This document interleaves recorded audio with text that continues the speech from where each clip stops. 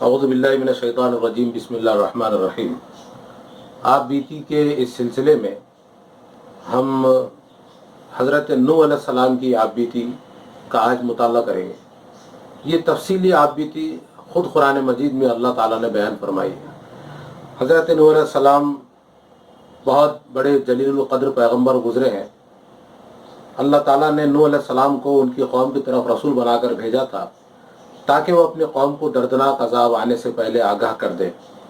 نوح علیہ السلام نے اپنی قوم کے لوگوں سے کہا، میں تم کو اس خطرے سے صاف صاف آگاہ کرنے والا ہوں، تم اس دردناک عذاب سے بچنے کے لیے اللہ تعالیٰ کی عبادت کرو اور اس کی نافرمانی سے بچو، اور میرا کہا مانو، اللہ تعالیٰ تمہارے گناہوں کو معاف کر دے گا اور ایک خاص مدت موت تک تم کو عمل کی مہلت دے گا۔ جب وہ موت کا وقت آ جائے گا تو پھر ٹل نہیں سکتا۔ کاش کہ تم جانتے۔ حضرت نوح علیہ السلام نے 950 برس تک 950 سال تک دعوت و تبلیغ کا فریضہ انجام دیا۔ اس طویل عرصے میں حضرت صلی اللہ علیہ وسلم یعنی نوح علیہ السلام جن مرحلوں سے گزرے وہ قرآن پاک میں بڑے بلیغ انداز میں بیان ہوئے ہیں، جو حضرت نوح علیہ السلام کی آپ بیتی ہی ہیں۔ حضرت نوح علیہ السلام اپنے رب کے حضور اپنی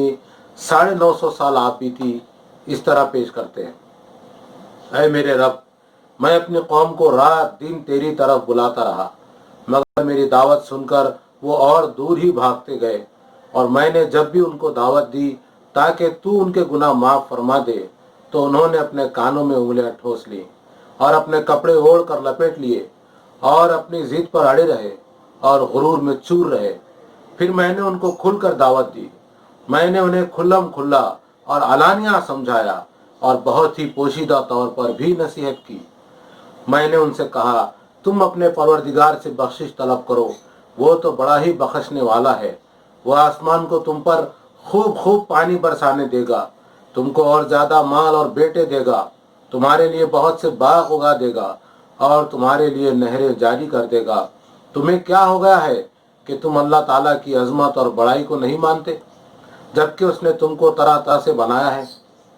کیا تم نہیں دیکھتے کہ اللہ تعالیٰ نے کس طرح تلے اوپر 7 آسمان بنائے ہیں اور ان میں چاند کو پرنور بنایا ہے اور سورج کو چراغ بنایا ہے، اور اللہ تعالیٰ نے تم کو ایک خاص طریقے پر زمین سے پروان چڑھایا، پھر تم کو اس زمین میں لوٹا دے گا اور پھر تم کو نکال کر باہر لے آئے گا، اور اللہ ہی نے تمہارے لیے زمین کو فرش بنایا اور تاکہ تم اس کے چوڑے چوڑے راستوں پر چلو پھرو۔ حضرت نوح علیہ السلام نے فرمایا، اے میرے رب، ان لوگوں نے میرا کہا نہ مانا اور انہوں نے ایسے لوگوں کی پیروی کی جن کو ان کے مال اور اولاد سے کچھ نہیں بس نقصان ہی نقصان پہنچا، اور انہوں نے بڑی بڑی چالیں چلیں اور ان کی پیروی کرنے والوں سے کہا کہ تم اپنے معبودوں کو ہرگز نہ چھوڑنا، نہ ود کو چھوڑنا، نہ سوا کو، نہ یغوث کو، نہ یعوق کو، اور نہ ہی نصر کو چھوڑنا۔ یہ ان بتوں کے نام ہیں جنہیں قوم نوح پوجتی تھی۔ واقعہ یہ ہے کہ ان بروں نے بہتوں کو گمراہ کر دیا ہے، اور بس اب ظالموں کو گمراہ ہونے ہی دے۔ وہ لوگ اپنے گناہوں کی وجہ سے ہی غرق کیے گئے اور آگ میں داخل کر دیے گئے، پھر خدا کے سوا انہوں نے کسی کو اپنا مددگار بھی نہ پایا۔ نوح علیہ السلام نے فرمایا، اے میرے رب، زمین پر ان کافروں میں سے ایک باشندہ بھی باقی نہ چھوڑ، اگر تو انہیں چھوڑ دے گا تو یہ تیرے بندوں کو گمراہ کریں گے، اور ان سے جو اولاد بھی ہوگی وہ بدکار اور نافرمان ہوگی۔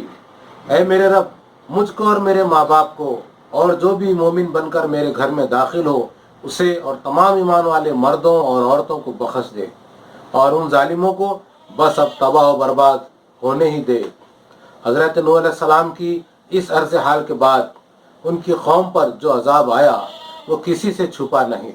لیکن بہت کم لوگ ہیں جو نصیحت حاصل کرتے ہیں۔ یہی نصیحت حاصل کرنے والے وہ خوش نصیب ہیں جو ایمان کے ساتھ زندگی کے ہر مرحلے میں کامیاب ہوتے ہیں۔